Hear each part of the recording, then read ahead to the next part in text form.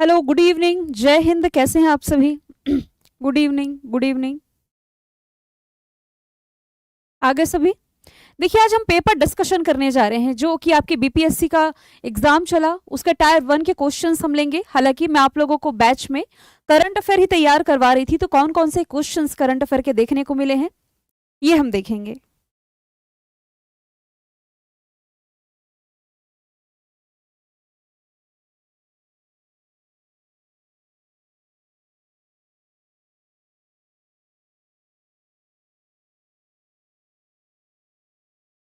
ठीक है, शुरू करें। सिर्फ करंट अफेयर का डिस्कशन है, इसमें ज्यादा कुछ है नहीं। आपके एग्जाम में जो क्वेश्चन पूछे जा रहे हैं उस पर बेस आज का ये वीडियो है। शुरू करें हम। देखिए, पहला प्रश्न जो यहां से मैंने ऐड किया है करंट अफेयर का, इसमें है कि हाल ही में भारत का पहला केबल स्टे रेल पुल कहां बनाया गया है। केबल स्टे, इसकी इमेज शायद मैंने मेंशन की हो, मेंशन नहीं है। केबल स्टे ये है अंजी खादी पुल, है कहां? तो जम्मू कश्मीर में है।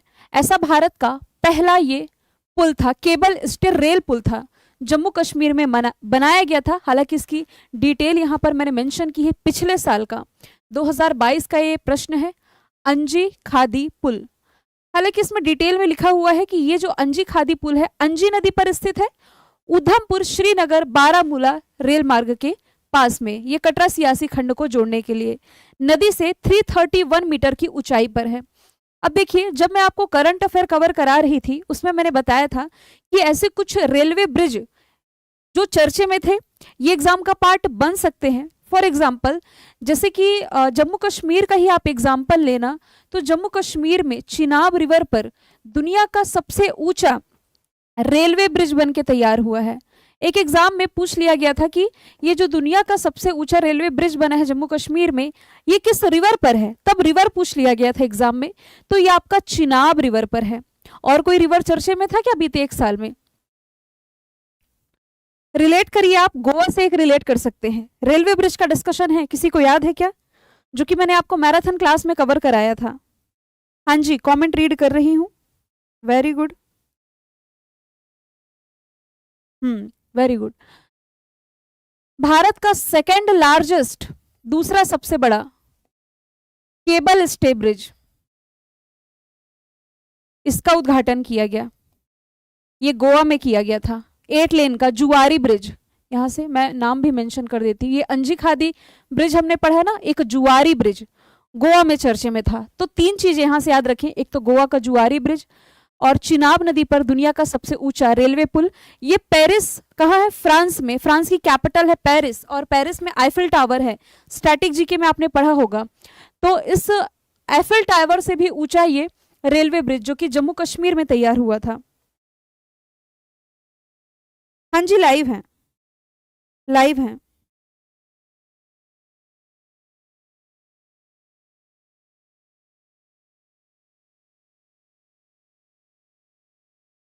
कोई डाउट होगा तो आप लोग पूछ लेंगे। एग्जाम का पैटर्न मैं आप लोगों को यहां से दिखाने की कोशिश कर रही हूँ।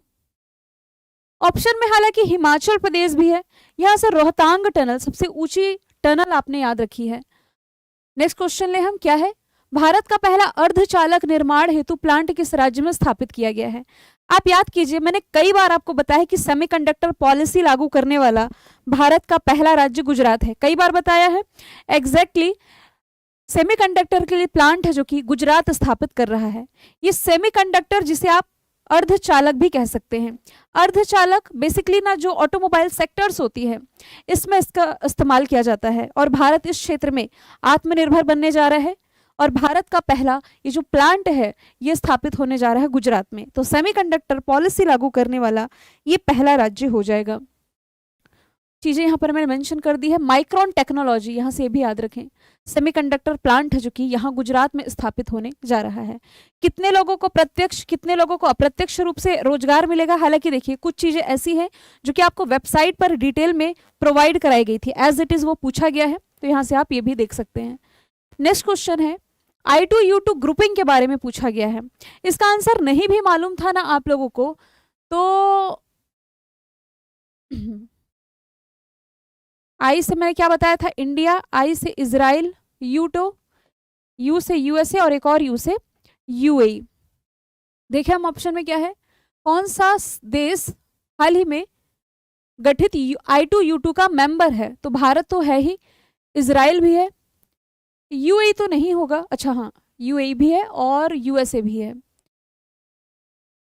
तो उपरोक्त में से एक से अधिक ही आंसर होंगे, कोई एक तो आंसर होगा नहीं। और ये ग्रुप के बारे में इसलिए भी पूछा गया क्योंकि पहली बार इसकी मीटिंग है जो कि ये आयोजित की गई थी अभी पिछले साल 2022 में। ठीक है, I2U2 इसका डिस्कशन आया था 2021 में, फिर इसकी पहली मीटिंग 2022 जुलाई में हुई। इसे पश्चिमी एशियाई क्वाड भी कहा जाता है। क्वाड कंट्री अलग है जो कि आगे हम डिस्कस करेंगे, क्वाड कंट्री से भी सवाल बना है। ये जो I2U2 है इसे पश्चिमी क्वाड कहा जा रहा है। ठीक है, भारत इजराइल दोनों ही मेंबर है इसका।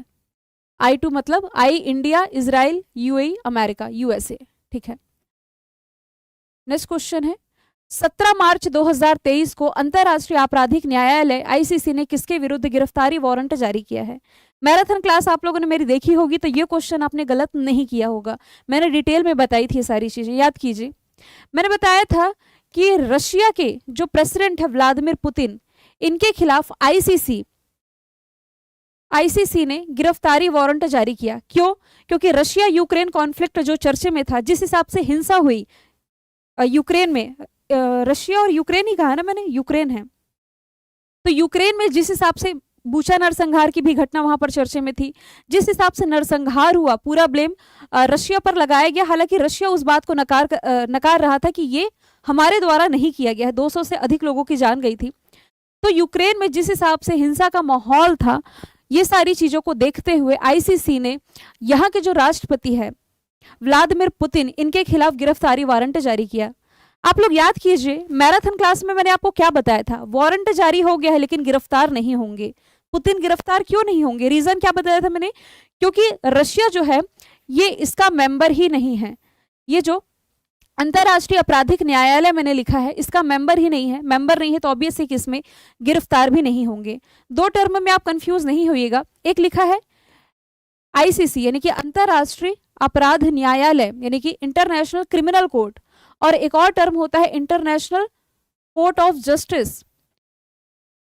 आप दोनों में कंफ्यूज ना हो इसलिए मैंने ऑप्शंस के थ्रू डिस्कस किया था कि देखिए दोनों का मुख्यालय भी सेम है, हेग नीदरलैंड में है, और दोनों की बिल्डिंग भी पास पास में है, लेकिन दोनों अलग अलग है। आपको मैंने बताया था कि ये जो इंटरनेशनल कोर्ट ऑफ जस्टिस यानी कि अंतरराष्ट्रीय न्यायालय है, ये यूनाइटेड नेशंस का ही हिस्सा है, संयुक्त राष्ट्र का।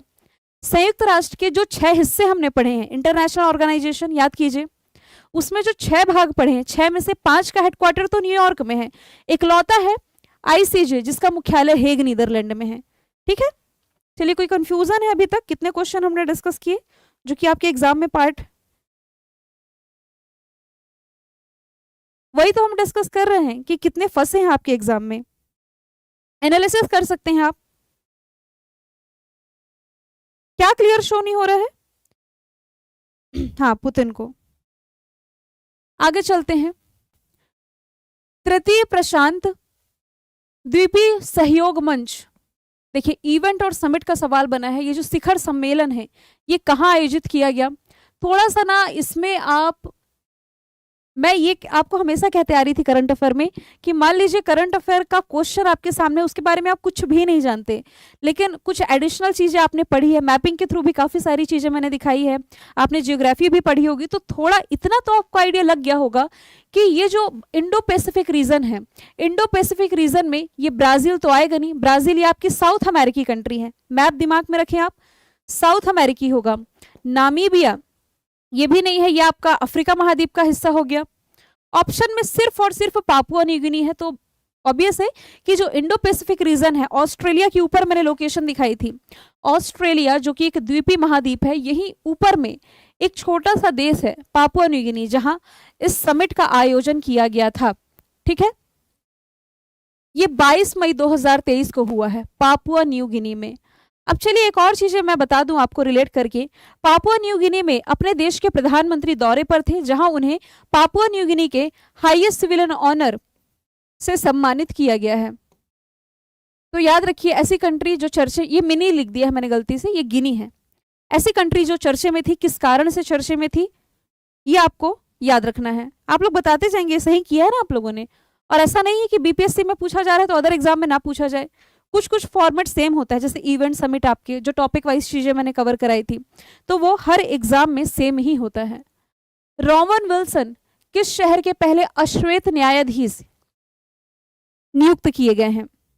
तो ये अश्वेत न्यायाधीश न्यूयॉर्क के नियुक्त किए गए हैं। अब न्यूयॉर्क का भी स्ट्रैटेजी के कई बार मैंने रिलेट करवाया था आप लोगों को, ये कि न्यूयॉर्क अमेरिका का शहर है और ये हडसन नदी के किनारे बसा हुआ है। जो संयुक्त राष्ट्र है ना, यानी कि यूनाइटेड नेशंस, इसका भी हिस्सा न्यूयॉर्क हो जाएगा। ठीक है। और न्यूयॉर्क से क्या रिलेट कर सकते हैं आप कि पहली बार दिवाली पर अवकाश यानी कि छुट्टी भारत में तो ऑब्वियस होती है, लेकिन अब न्यूयॉर्क में भी हुआ करेगी इस साल से। हाल ही में किस देश की संसदीय समिति ने यह सिफारिश की है कि भारत को नाटो प्लस का मेंबर बनाया जाना चाहिए? फिर से मैराथन क्लास आपको याद आ जानी चाहिए। क्या बताया था मैंने? अमेरिका ये चाह रहा है कि भारत नाटो प्लस में शामिल हो जाए। नाटो प्लस में यदि शामिल हो गया भारत, तो नाटो प्लस में शामिल होने वाला ये 6वां मेंबर कंट्री बन जाएगा। इसके पहले ऑस्ट्रेलिया, न्यूजीलैंड, जापान, इजराइल और साउथ कोरिया ये ऑलरेडी शामिल है। चीन की शक्तियों का मुकाबला करने के लिए, अरे क्यों नासा लिख रही हूं मैं, चाइना ने, मतलब चाइना का मुकाबला करने के लिए एक तरह का संगठन है नाटो प्लस। नाटो अलग है, ध्यान दीजिए, नॉर्थ अटलांटिक ट्रीटी ऑर्गेनाइजेशन, इसका भी सवाल है आगे, वो हम देखेंगे। तो किसने सिफारिश की है? अमेरिका ने सिफारिश की है। आगे चलते हैं। अंतरराष्ट्रीय बुकर पुरस्कार पेपर उठा करके यदि आप देखें, और कई बार मैंने बताया, मैं आपको बार बार कह रही थी, जब मैंने आपको अवार्ड वाली पूरी सीरीज कंप्लीट करा दी थी, तब मैंने कहा कि मैंने 50 अवार्ड आपको पढ़ा तो दिए हैं, लेकिन आप चाहते हैं कि हम 50 ना याद रखें, 4-5 ही याद रख ले। तो आप याद कीजिए मैंने क्या बोला था आपको। इन 4-5 में से 2-3 आप इंटरनेशनल याद रख लें और 2-3 नेशनल। इंटरनेशनल में मैंने मेंशन किया था कि इंटरनेशनल बुकर पुरस्कार आप नहीं भूलेंगे। मैंने दोनों ही बताए थे कि पिछले साल का मिला था गीतांजलि श्री को, तो यदि एग्जाम में ये भी पूछा जाता तो आपको गलत नहीं करना था। गीतांजलि श्री, इनकी रचना टॉम्ब ऑफ सैंड के लिए इन्हें अंतरराष्ट्रीय बुकर पुरस्कार पिछले साल का मिला। इस साल का मिला जॉर्जिया गोस्पिदोनोव को। इनकी जो रचना थी, नहीं पूछा, यहां मेंशन नहीं है, मैं लिख देती हूं, टाइम शेल्टर, याद आया इसके लिए? ठीक है, ये याद रख लीजिए। आप कोई सा भी आगे एग्जाम देने जा रहे हैं ना, ये क्वेश्चन इंपॉर्टेंट है। इंटरनेशनल बुकर पुरस्कार का यहाँ डिस्कशन हो गया। अमाउंट ये एग्जाम में नहीं पूछा जाता कि कितना अमाउंट दिया गया। बुकर पुरस्कार के बारे में लिखा है 1968 में स्थापना हुई, पहली बार 1969 में सम्मानित किया गया। 2013 तक केवल अंग्रेजी भाषा के लेखकों को दिया जाता था, और गीतांजलि श्री को पिछला मिला था रेत की समाधि यानी कि टॉम्ब ऑफ सैंड के लिए। ठीक है, यहां तक किसी को कुछ पूछना है? Very good. क्वेश्चन के आगे स्टार लगा लीजिए। अपॉइंटमेंट वाली क्लास में मैंने ट्विटर के सीईओ बताया है आपको। चर्चे में भी था ट्विटर, क्योंकि एलन मस्क ने ट्विटर को खरीदा था। $44 बिलियन की ये डील थी, विवादों में भी रही थी। तो इसके जो पहले जो सीईओ थे ना, ये पराग अग्रवाल थे, लेकिन जब एलन मस्क ने खरीदा तो एलन मस्क ने पराग अग्रवाल को बाहर निकाल दिया, और रिसेंटली इसके सीईओ ये बने हैं लिंडा याकारिनो। और ट्विटर को और आप क्या करंट से रिलेट कर सकते हैं? ट्विटर ने अपना लोगो चेंज किया है। पहले ब्लू कलर की चिड़िया दिखाई देती थी ना, आप लोग बताइए क्या है ट्विटर का नया सीईओ, सॉरी लोगो क्या है? सीईओ तो लिंडा है, ट्विटर का अभी जो लोगो है वो क्या है?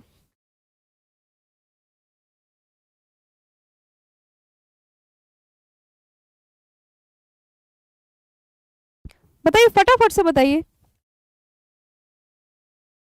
सिर्फ ये साइन याद रख लीजिए, एक्स।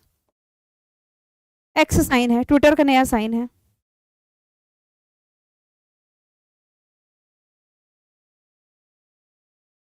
हाँ ये देखिए यहाँ पर लिखा भी हुआ है, लोगो बदला गया है, एक्स है। आगे चलते हैं। पद्मश्री पुरस्कार से नवाजा गया सुभद्रा देवी को। ये बिहारी है और इन्हें ना कला के क्षेत्र में ये मिला है। ये वाला क्वेश्चन सही किया था आप लोगों ने, सुभद्रा कुमारी वाला।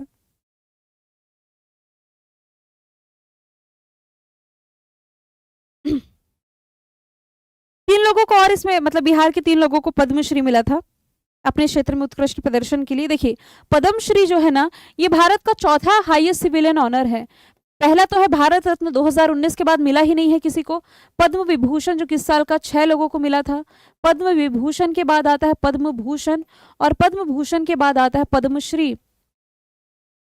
पद्मश्री, अब बिहार करंट अफेयर में मैंने बताया था पद्मश्री ये सुभद्रा देवी को याद रखना है कला के क्षेत्र में। भारत की नए संसद भवन के प्रभारी वास्तुकार, ये प्रश्न भी मैंने बताया है, आप चेक कर लीजिए। इसका डिस्कशन आया है और मैंने मैराथन क्लास में भी 2 से 3 बार ये रिपीट किया था कि जो नई संसद भवन बनी, प्राइम मिनिस्टर नरेंद्र मोदी ने इसका उद्घाटन किया। इसके डिजाइनर विमल पटेल हैं। जो वाराणसी कॉरिडोर है ना, काशी विश्वनाथ कॉरिडोर, उसके भी डिजाइनर यही हैं। मुझे इतना तक याद है कि मैंने ऑप्शन क्या क्या लिखे थे। मुझे याद है मैंने ऑप्शन लिखा था लुटियंस का। तो मैंने बताया था कि भाई जो राष्ट्रपति भवन है ये लुटियंस ने बनवाया है, मतलब बनवाया नहीं, डिजाइनर है। फिर मैंने एक और ऑप्शन रखा था डिजाइनर, और हाँ मुझे याद आ गया, राम वी सुतार का मैंने ऑप्शन लिखा था। तब मैंने क्या बताया था कि दुनिया की सबसे ऊंची जो स्टेच्यू है, statue of unity, Sardar Patel की प्रतिमा गुजरात के केवड़िया में, इसके डिजाइनर राम वी सुतार है। याद आया कुछ? और नहीं बताया है तो आप मुझे क्लेम भी कर दीजिए, क्योंकि मुझे अच्छे से याद है। आप पीडीएफ चेक कर लीजिए, ये चीज मैंने आपको बताई है, इसलिए मुझे ऑप्शन भी याद है। ठीक है, आगे चले। नया संसद भवन, ठीक है। अच्छा, टाटा के पास इसका प्रभार था ना बनाने का, ये भी मैंने आपको बताया था। टेंडर जो है टाटा को मिला था। रामसर सम्मेलन किसके संरक्षण से जुड़ा है? अब ये प्रश्न मैंने कहाँ बताया था ये भी आपको बता देती हूँ। इंपॉर्टेंट डेज और थीम जो मैंने आपको कवर कराई थी, डेज एंड थीम में डिस्कशन आया था 2 फरवरी का, 2 फेब का, याद कीजिए। तब मैंने आपको बताया था, रामसर स्थलों की पूरी हिस्ट्री बताई थी कि 1971 में ईरान का शहर था रामसर, जहां आर्द्र भूमियों के संरक्षण के लिए एक कन्वेंशन हुआ था जिसे आप रामसर कन्वेंशन के नाम से जानते हैं। तो ये आर्द्र भूमि यानी कि वेटलैंड के संरक्षण से रिलेटेड है। ठीक है। सलीम अली पक्षी अभ्यारण्य कहाँ है? क्या ये करंट का सवाल है? यदि नहीं तो मैंने क्यों पिक किया है? रीजन है पिक करने का, क्योंकि मुझे लगता है 100 से अधिक बार ये जो आपका बिहार टीचर का, बिहार पुलिस का, बीपीएससी का जो बैच चला है, इसमें कई बार डिस्कशन आया था गोवा का। तब मैंने बताया था कि गोवा एरिया वाइज भारत का सबसे छोटा राज्य है, और बार बार मैं कह रही थी कि सलीम अली बर्ड सेंचुरी इसी गोवा में है। कंफ्यूज आप लोग ना हो इसलिए मैंने कंपेयर करके बताया था कि गोवा में सलीम अली बर्ड सेंचुरी, लेकिन यदि सलीम अली नेशनल पार्क पूछा जाता तब वो जम्मू कश्मीर में होता। क्या आपने आंसर सही किया था? आगे चलते हैं। IUCN का मुख्यालय प्रकृति संरक्षण के लिए, IUCN का मुख्यालय, IUCN का भी डिस्कशन जहां तक किया है हमने, ये ग्लैंड स्विट्जरलैंड में है। ऑप्शन नंबर ए इसका राइट आंसर है। तो इंटरनेशनल ऑर्गेनाइजेशन वाले टॉपिक में IUCN का डिस्कशन क्या आया था? IUCN का डिस्कशन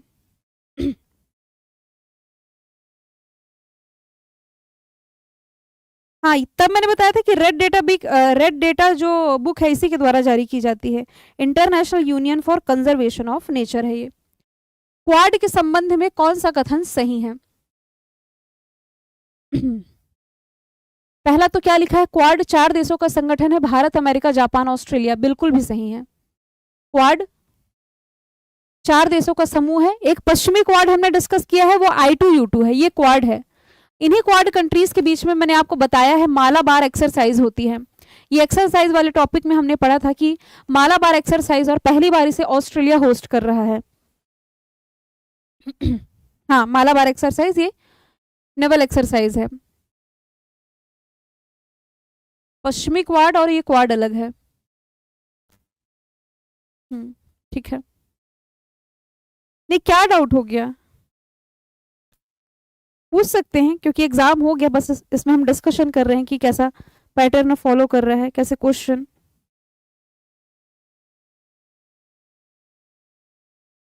दो 2004 में तो नहीं, इसका फॉर्मेशन ईयर 2007 है। सिमिलर एस चीन का मुकाबला करने के लिए एशिया पैसिफिक रीजन में मजबूती तैनाती के लिए ये गठित ये समूह था। तो 4 देशों का समूह है क्वाड। अब इस प्रश्न को भी आप चेक कर लीजिए, विश्वास ना हो तो मैं फिर से कहूंगी पीडीएफ में भी मेंशन है, और मैराथन क्लास में भी बार बार जब भी मैंने G20 का डिस्कशन आया है मैंने कई बार आपको बताया है कि G20 महत्वपूर्ण है, क्योंकि इस साल G20 भारत होस्ट कर रहा है और वसुधैव कुटुंबकम की थीम पर यह है one family one earth one future. यहाँ हिंदी में लिखा हुआ है एक पृथ्वी एक परिवार एक भविष्य, यानी कि वन फैमिली वन क्या है, one earth one family one future theme. और ऐसा नहीं कि आपके बिहार के एग्जाम में पूछी जा रही है, ऑलमोस्ट स्टेट पीसीएस के पॉइंट ऑफ व्यू से और जो एग्जाम्स हो रहे हैं इसमें, क्योंकि डेफिनेटली आप देखिए भारत इस साल एससीओ होस्ट कर रहा है तो एससीओ से भी सवाल बनेंगे, भारत इस साल G20 होस्ट कर रहा है तो इससे भी सवाल बनेंगे, भारत इस साल ICC men's world cup host करेगा तो इससे भी सवाल बनेंगे आपके, अक्टूबर में होस्ट करेगा ना ये तब। नेक्स्ट चलते हैं, भारत ने किस देश के साथ मिलकर के net zero innovation virtual centre बनाने की घोषणा की है? तो भारत ने इसके लिए ब्रिटेन के साथ समझौता किया है। देखिए ब्रिटेन जो है ये क्लाइमेट इमरजेंसी लागू करने वाला पहला देश है। इसके अलावा प्राइम मिनिस्टर नरेंद्र मोदी ने ऑलरेडी ये COP26 जो कि स्कॉटलैंड के ग्लासगो में हुआ था, इसमें ये वादा कराए थे कि भारत जो है वर्ष 2070 तक 2070 तक जीरो कार्बन उत्सर्जक देश बन जाएगा। उसी के तहत ये पहल है। नासा के मून टू मार्स प्रोग्राम के प्रमुख कौन बने हैं? साइंस एंड टेक्नोलॉजी वाला जो पोर्शन मैंने बताया था इसमें इसका डिस्कशन आया था कि अमित शत्री जो कि भारतीय मूल के हैं नासा के मून टू मार्स प्रोग्राम के प्रमुख बने हैं। मैंने नासा का मून मिशन भी आपको बताया था। नासा जो कि अमेरिकी स्पेस एजेंसी है, इसका जो मिशन है चंद्र मिशन, इसका नाम है आर्टेमिस 2। याद आया?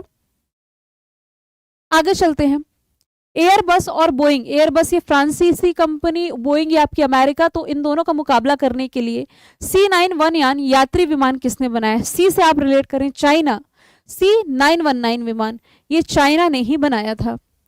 कृतिराज सिंह ये पावर लिफ्टिंग से रिलेटेड है, भार उठाना पड़ता है इसमें भी, ये बिहार की है कृतिराज सिंह। तो खिलाड़ी और उससे संबंधित खेल वाले पोर्शन में आपने देखा था कृतिराज सिंह के बारे में, ठीक है, किसान की बेटी थी, चर्चे में थी, ये दिसंबर के महीने में जूनियर कॉमनवेल्थ हुआ था तो इसमें इन्होंने 6 गोल्ड जीते थे। बिहार उद्योग विभाग ने औद्योगिक विकास रैंकिंग रिलीज की है, कौन सा जिला टॉप पर है? देखिए इसमें शिवहर टॉप पर था और मैंने आपको बताया था कि पहली बार ये रैंकिंग जारी की गई है इसलिए इंपॉर्टेंट बन जाता है। तो बिहार औद्योगिक विकास ने ये जो पहली औद्योगिक विकास रैंक जारी की इसमें शिवहर टॉप पर है। अलग सा मस्जिद ये 2 साल चर्चे में, 2 साल पहले चर्चे में था, सवाल अब बन रहा है। 2 साल भी मैंने कहूंगी 3 साल पहले चर्चे में था, लेकिन 3 साल क्या पुराना करंट अफेयर हम पढ़े? बिल्कुल नहीं। आपको याद होगा करंट अफेयर में इजराइल का जब डिस्कशन आया था मैंने पूरी लोकेशन के साथ आपको बताया था कि भाई ये जो इजराइल है मेडिटेरियन सी यानी कि भूमध्य सागर से सीमा साझा करता है, इसकी कैपिटल यरूशलेम है। यरूशलेम जहां अलग सा मस्जिद विवादों में थी, पैलेस्टाइन यानी कि फिलिस्तीन और इजराइल के बीच में जो झगड़ा हुआ था ना लॉकडाउन के टाइम में, हिंसा का माहौल बना था, तो इसी अलग सा मस्जिद के कारण ये हुआ था। डन? आगे चले, नाटो का सदस्य है, नहीं भी आंसर पता है तो मैंने इंपॉर्टेंट ऑर्गेनाइजेशन में आपको नहीं बताया था नाटो के बारे में। मुझे इतना भी याद है कि जब ऑर्गेनाइजेशन वाली क्लास हम कवर कर रहे थे तो मैंने नाटो वाली स्लाइड मिस कर दी थी, तब मैंने आपको बताया था कि भाई नाटो के बारे में मैं नहीं लिख पाई हूँ उसमें, लेकिन आप माने ना माने एग्जाम में इससे सवाल बनने के चांसेस हैं क्योंकि नाटो भी चर्चे में था। नॉर्थ अटलांटिक ट्रीटी ऑर्गेनाइजेशन जिसका मुख्यालय ब्रुसेल्स बेल्जियम में है ना, तो इसका मेंबर होगा। कौन सा बांध महानदी पर है? महानदी है कहाँ? पहली बात तो ओडिशा में है। क्या ये करंट का सवाल है? क्या करंट में मैंने पढ़ाया है तो क्वेश्चन जीके का। आप याद कीजिए ओडिशा का जब जब डिस्कशन आया मैंने आपको बताया ओडिशा में ही महानदी पर भारत का सबसे लंबा नदी बांध है, ये हीराकुंड बांध है। और यहां तक मैंने रिलेट कराया था कि महानदी जिसका उद्गम रायपुर में सिहावा पहाड़ी से होता है। एक सेकंड रुके, हो गया क्या? इतने प्रश्न थे। हाँ, तो ये जीके के प्रश्न मैंने मेंशन किए कि मैं आपको डे 1 से कहते आ रही थी कि एवरीथिंग इज करंट अफेयर। आप physics chemistry biology maths reasoning इतना छोड़ दे तो हर कुछ आपका करंट अफेयर है। और करंट अफेयर को जो हमने स्टैटिक जीके के साथ रिलेट किया है, जो मैपिंग के साथ रिलेट किया है, वो आप एग्जाम में इसका फायदा देखने को भी मिला होगा आप लोगों को कि आप कैसे आंसर को रिलेट कर सकते हैं। मान लीजिए जिस क्वेश्चन में आपको आंसर नहीं भी पता है, आप एलिमिनेट तभी कर सकते हैं जब आपने क्लास शुरू से देखी हो जहां हमने स्टैटिक जी के कवर किया था, करंट तो साथ साथ चल ही रहा था, मैपिंग भी आपकी डेफिनेटली स्ट्रांग हुई थी। तो हाँ जी हाँ, काउंट करें हम कितने प्रश्न, 1 2 3 4 5 6 7 8 9 10 11 12 13 14 15 16 17 18 19 20 21 22 23 24 प्रश्न है। अब मैं आपको याद दिला सकती हूँ कि मैराथन क्लास में, चलिए, अंजी खाद ब्रिज 1, सेमीकंडक्टर पॉलिसी 2,